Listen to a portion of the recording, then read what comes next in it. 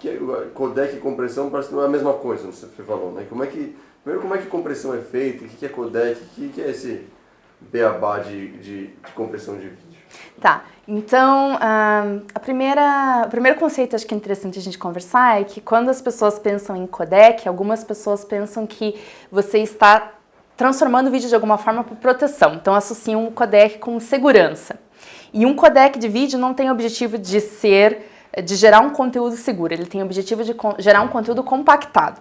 Então aí vem a compressão de vídeo, mas a gente tem sempre nos codecs a parte de compressão e depois a gente teria a parte de descompressão, vamos chamar assim, né? E como o objetivo é você fazer compressão, mas a gente usa de fato muitos códigos, a palavra que ficou foi codec, então codificador e decodificador, mas não significa, não tem nenhuma associação com segurança, é sempre com o objetivo de comprimir os dados. E resumindo aquele gráfico que você fez de um fluxograma gigante que tem ali de coisas que acontecem, como é que funciona? Como é que um vídeo é comprimido hoje, em poucas palavras? Tá, então praticamente todos os codecs de vídeo, eles têm etapas. Então a primeira, são vários blocos, a gente tem realmente diagramas de blocos, e cada um desses blocos engloba várias tecnologias. Cada uma delas serve para explorar algum conceito diferente, sempre com o objetivo de reduzir os dados, né? Então a primeira etapa que a gente tem no codec é sempre com o objetivo de explorar o sistema visual humano. Então, como a gente percebe os detalhes na imagem, o que a gente não percebe principalmente, tudo isso a gente retira da imagem. Há várias transformações, então uma imagem que é RGB no começo, vira YV, várias transformações com o objetivo de explorar o funcionamento do nosso sistema visual humano. Depois dessa primeira etapa, existem várias técnicas que são matemáticas mesmo. Essas técnicas, elas visam explorar o que a gente chama de correlação. Então, tanto dentro de uma imagem, objetos muito similares, espaços muito similares, pedaços da imagem similares não só do ponto de vista visual, mas também do que aquilo representa em termos de bits e bytes. E também a correlação entre os vários frames. Então, se você pensar num vídeo que tem muito movimento, você vai ter frames não tão próximos, não tão correlacionados, frames que estão num vídeo com menos movimento, eles vão ser muito mais correlacionados. Então, tudo isso é explorado no meio das técnicas do codificador. E no final, a gente tem o que a gente chama de codificação de entropia. Essa última parte do codificador, ela já não tem mais nenhuma relação com o aspecto visual do que tem, tudo já virou bits e bytes, mas ela vai tentar explorar a entropia que há naqueles valores, naqueles bits e bytes. Então, em outras palavras, enviar com menos informação, com menos zeros e uns, tudo que você conseguiu ao explorar as primeiras etapas do codificador. Se for resumir em uma frase, na verdade, o mais básico do desafio dos codecs é conseguir comprimir o máximo possível com a menor perda de qualidade?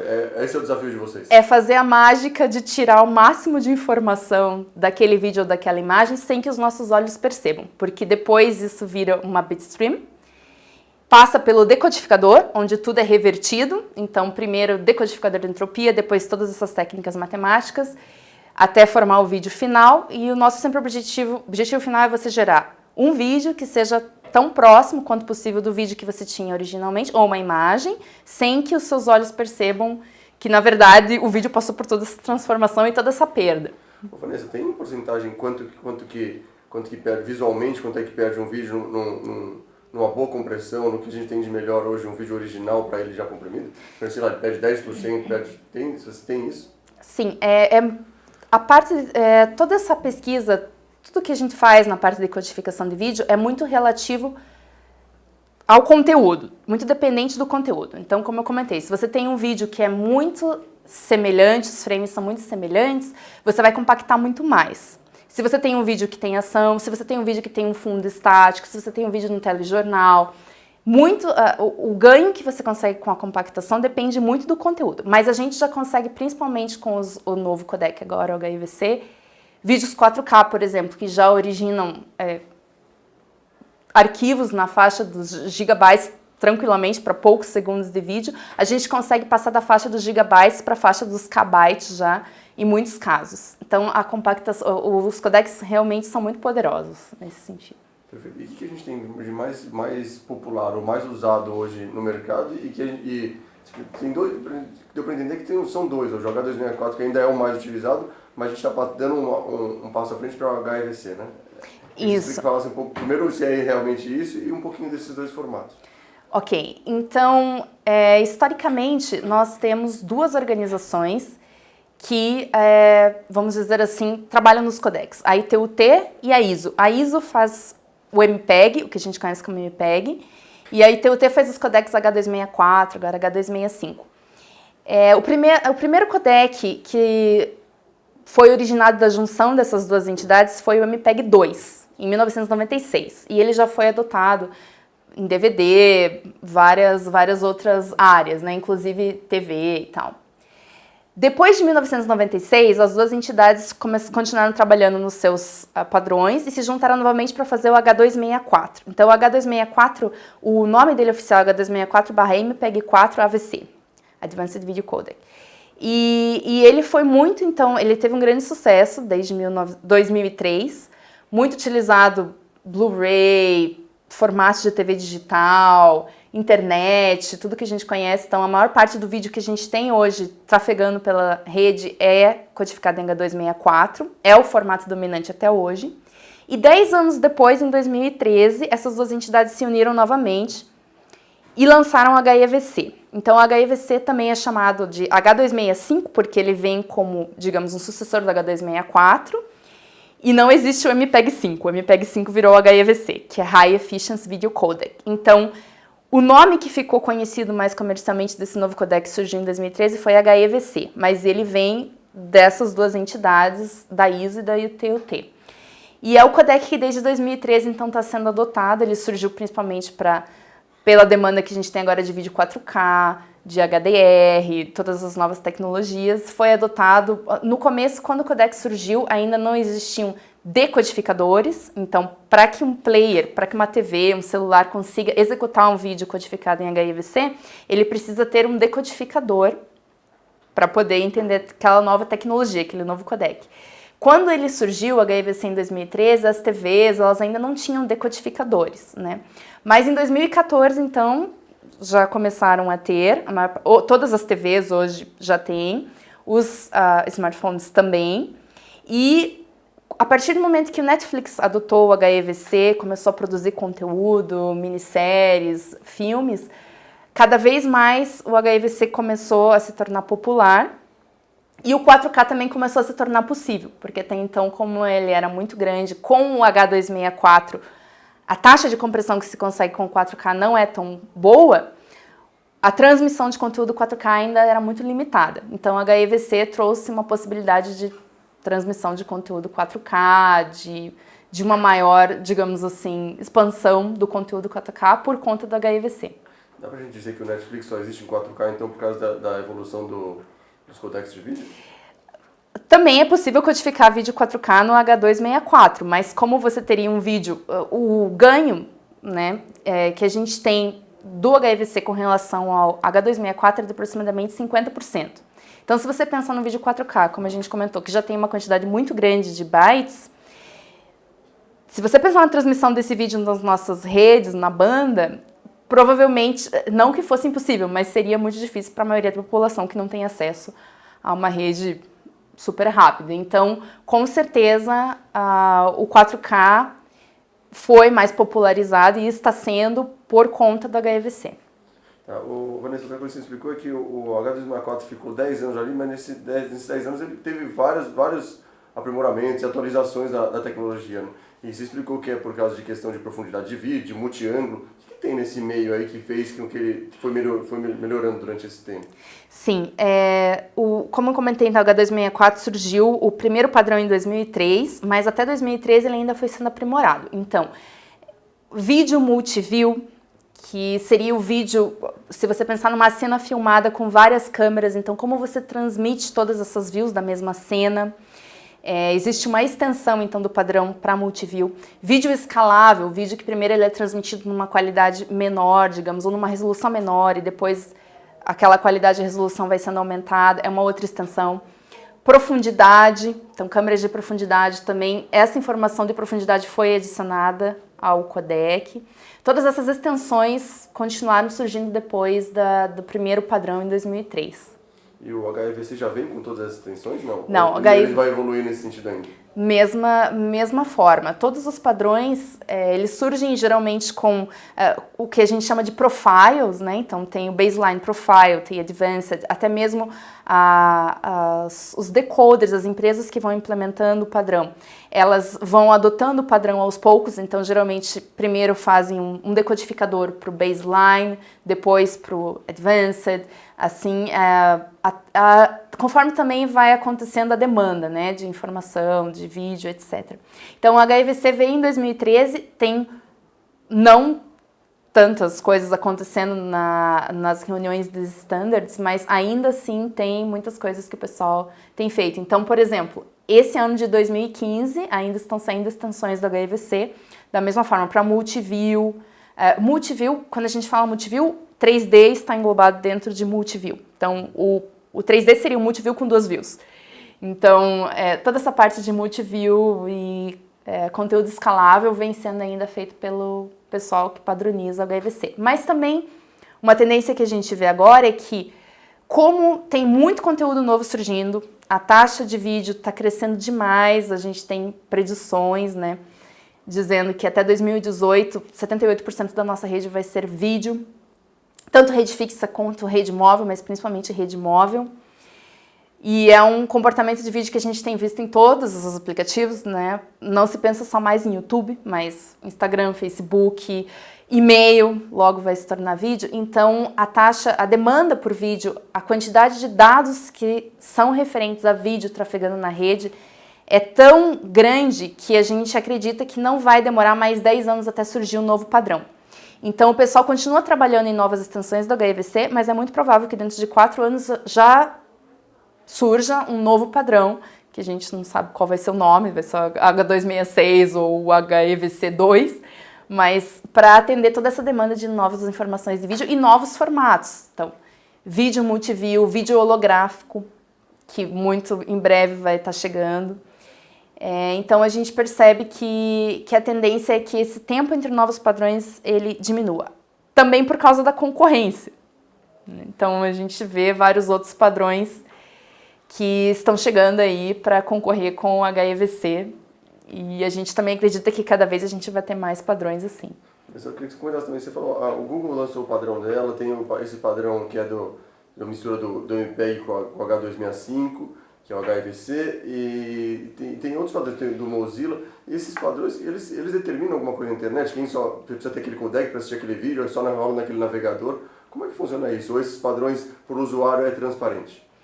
Então, é muito interessante acompanhar o que tem acontecido nesse mundo dos codecs, né? Ano passado, inclusive, se falava de uma guerra dos codecs, porque o HEVC e o H264, como eles são padrões feitos por empresas, empresas de standards, de padrões, eles possuem tecnologias de várias empresas. O HEVC, por exemplo, possui tecnologia de 16 empresas. E quando a gente fala tecnologia, é realmente cada pedaço do codificador, cada técnica pertence a empresas diferentes. Então, praticamente todas as que a gente pode pensar na área de tecnologia, Microsoft, Samsung, Apple, Hitachi, Mitsubishi, todas elas têm participação nos codecs que vêm da TUT e da ISO. Isso é importante porque o codec HEVC H264 não é free. As pessoas usuárias finais não precisam pagar nada para assistir um vídeo codificado naquele padrão. Para usuários finais, a tecnologia é free. Mas se eu sou uma empresa que quero ter no meu celular um player que vai executar um vídeo H264, eu preciso pagar royalties para essas 16 empresas, no caso, para a instituição que cuida disso, que é o MPEG LA. Então, Google, por exemplo, veio com um novo padrão já, para concorrer com o H264 já há 10 anos atrás, que era o VP8. A Google sozinha contra as 16 empresas que estão, então, no H264 e no HEVC. Só que é muito difícil como são muitas empresas, são muitas técnicas envolvidas no codec, é muito difícil fazer uma coisa totalmente nova. Então, a Google, com o VP8, ela acabou quebrando várias patentes dessas empresas, foi processada, e acabou que o padrão, então, que surgiu para ser um padrão free, não foi. A Google acabou pagando royalties para essas empresas todas. Mas não desistiram. Então, quando surgiu o HEVC em 2013, a Google lançou também o VP9. Então, a guerra dos codecs começou como uma briga, vamos dizer assim, entre o VP9 e o HEVC. E a Google apostou forte no VP9, tanto é que quando surgiu, ela disse que o YouTube só suportaria VP9 para vídeo 4K. E aí foi, né, se realmente a Google só suportasse VP9 no YouTube, que ainda é a maior fonte de vídeos, praticamente mataria o HEVC. Mas aí as outras empresas começaram a adotar o HEVC. A Apple adotou o HEVC como codec oficial, o Netflix adotou o HEVC, o Windows 10 vai vir com HEVC nativo. Então chegou num ponto no passado que a Google teve que voltar atrás. Então agora o YouTube, apesar do VP9 ser o formato oficial do vídeo 4K no YouTube, o YouTube também suporta HEVC para vídeo 4K. Então a tendência que a gente tem visto é que nenhum dos dois, ainda é cedo para dizer, porque realmente são dois padrões muito novos, mas a tendência é que eles vão coexistir, não vai existir um padrão dominante, ainda que tenda um pouco mais para HEVC, até pelo fato de ter tantas empresas envolvidas com o padrão, sustentando e, enfim, reforçando o padrão. Pra gente que assiste não faz diferença nenhuma. Não faz diferença nenhuma. Você nem sabe o que está rolando. Você não sabe o que está vendo quando você estiver vendo filme no YouTube, alguma coisa assim. O VP9 já também é suportado por muitas Smart TVs, mas você nunca vai saber, a menos... Não vai saber mesmo como é no servidor internamente, se o vídeo está armazenado em H264, em HEVC ou em VP9, você não vai saber. A vantagem é que as empresas sempre vão procurar os codecs, sem considerar toda essa parte de royalties e patentes, as empresas vão procurar pelo que tem a maior eficiência. Então, o HEVC ele tem mostrado uma eficiência maior, 50% maior do que o VP9, do que o H264. Então, as empresas que vão olhar só para a eficiência, ou seja, eu tenho um vídeo menor que vai chegar para o meu usuário final com a mesma qualidade, elas vão optar pelo HEVC. E eu te perguntar, antes da gente falar do futuro da tecnologia, o que deve acontecer, eu queria que você falasse um pouco de holografia. Dá pra gente falar isso? A evolução do codec também tem a ver com isso? Pode ser a nossa nova evolução da televisão, depois do 3D, do 4K, agora holografia, é isso? Com certeza, a holografia é um novo 3D, é uma tendência irreversível. A gente já vê várias empresas, inclusive, lançando os dispositivos holográficos, que até nem são holográficos de fato, muitos deles ainda trazem realidade virtual e realidade aumentada, mas já chamam de holografia. Então, a gente está numa fase de transição entre o 4K, essas tecnologias, o 3D, que foi... não teve tanto sucesso quanto se prometia, né? A TV morreu, né? A TV morreu devido à necessidade de usar óculos, devido a muita tecnologia. Conteúdo não tinha muito conteúdo em 3D mal executado, mal planejado, então as pessoas tinham tontura, enjoo, dor de cabeça de assistir aquele conteúdo. Então ele morreu por decorrência de tudo isso, mas a holografia vem para resolver quase todos esses problemas, porque não vai haver necessidade de óculos, né? Você tem uma visão 360 graus daquele conteúdo, então não é uma visão que tem... muito da dor de cabeça que as pessoas sentiam é por causa do que a gente chama de paralaxe de movimento. Então, se eu estou conversando com você e eu me movimento, as oclusões, o que está atrás de você, muda de acordo com o meu movimento. Quando eu vejo um vídeo 3D fixo, o meu cérebro espera a mesma coisa, minha visão é estereoscópica. Mas não acontece, porque o vídeo é fixo. Então, toda a parte de profundidade é calculada, mais ou menos, para uma distância que o espectador vai estar, que nem sempre é aquela distância, para um movimento fixo, para uma pessoa que tem uma visão estereoscópica daquele jeito, etc. Então, com a holografia você não vai ter esses problemas. Você vai ter todas as oclusões, você vai ter visão 360 graus, você não vai precisar usar óculos. Qual é o problema da holografia atual? Não é só um, né? A gente tem alguns. Resolução, a gente ainda precisa aumentar muito a resolução. O que a gente tem ainda de holografia não dá aquela resolução que a gente está acostumado, ainda mais agora com 4K e o 8K que virá, né? Hardware, a gente precisa ter muita capacidade de compactação daquela informação, porque a informação de holografia ela é muito maior do que a informação de pixels que a gente tem hoje numa imagem fixa. Então, quando a gente pensa em holografia, a gente já lembra na área de codificação do que vem se tornando o que a gente chama de codificação de campos de luz, ou light fields. Então, em vez de você ter um plano só, como é hoje da imagem, você vai ter os vários planos, você vai ter todos os registros de profundidade. Então é mesmo como se você mudasse todo o conceito de pensar num pixel, você vai pensar num ponto do espaço, um ponto de luz, que recebe e armazena toda a informação de luz que incide naquele ponto. Então, em vez de você representar, por exemplo, um RGB, você vai ter que representar 8 ou 9 medidas. Então, a informação de uma imagem holográfica já é muito maior do que a informação de uma imagem 2D ou mesmo 3D. E um vídeo holográfico, então, vai ser muito superior ao que a gente tem hoje. Já temos vídeo holográfico, né? Mas não comercialmente ainda nas TVs e tudo mais. Quando a gente atinge o ponto de ter uma TV comercial holográfica, um celular holográfico que tiver um display holográfico, aí a gente vai precisar que os codecs realmente corram atrás para poder comprimir toda essa informação e para que isso possa chegar até o usuário final com uma boa tecnologia, com uma boa qualidade e resolução. Do mesmo jeito que eles permitiram ou popularizaram o 4K, são vocês codecs que, hoje trabalhando com codecs, vão popularizar ou permitir a holografia chegar até nós. E como como a holografia está chegando rápido, é muito provável que os novos codecs que vão suportar isso também cheguem na mesma velocidade.